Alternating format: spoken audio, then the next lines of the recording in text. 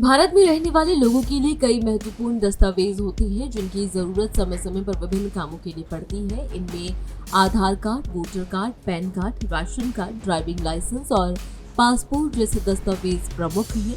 इन दस्तावेजों के बिना कई काम अटक सकते हैं और किसी भी कार्य के लिए इनकी आवश्यकता महसूस होती रहती है।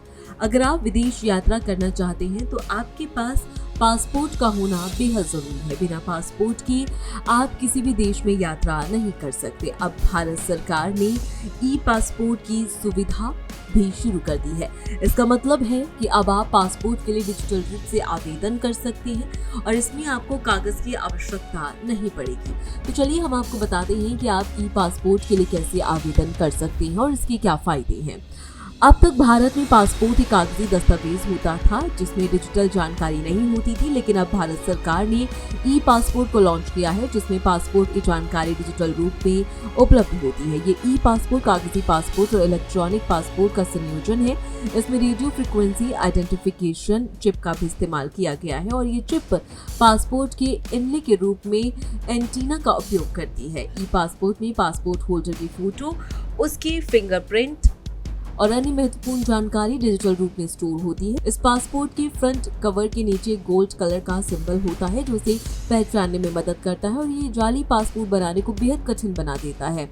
इसे उच्च सुरक्षा के मानकों के तहत डिजाइन किया गया है ताकि सुरक्षा को और भी बढ़ाया जा सके। हालांकि अभी तक भारत सरकार ने ई पासपोर्ट को पूरे देश में लागू नहीं किया है।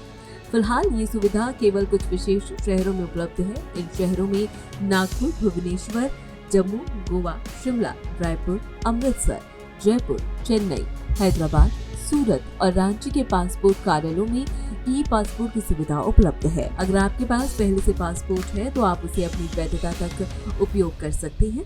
इसके बाद आप नए ई पासपोर्ट के लिए आवेदन कर सकते हैं। ई पासपोर्ट के लिए आवेदन करने के लिए आपकी पासपोर्ट सेवा की आधिकारिक वेबसाइट portal2.passportindia.gov.in पर जाना होगा और वहां पर दी गई जानकारी के अनुसार आवेदन करना होगा। इसके अलावा आप अपने नजदीकी पासपोर्ट सेवा केंद्र पर जाकर भी ई पासपोर्ट के लिए आवेदन कर सकते हैं। आवेदन प्रक्रिया में आपको अपनी व्यक्तिगत जानकारी, दस्तावेजों की स्कैन कॉपी और कुछ अन्य आवश्यक जानकारी प्रदान करनी होती है।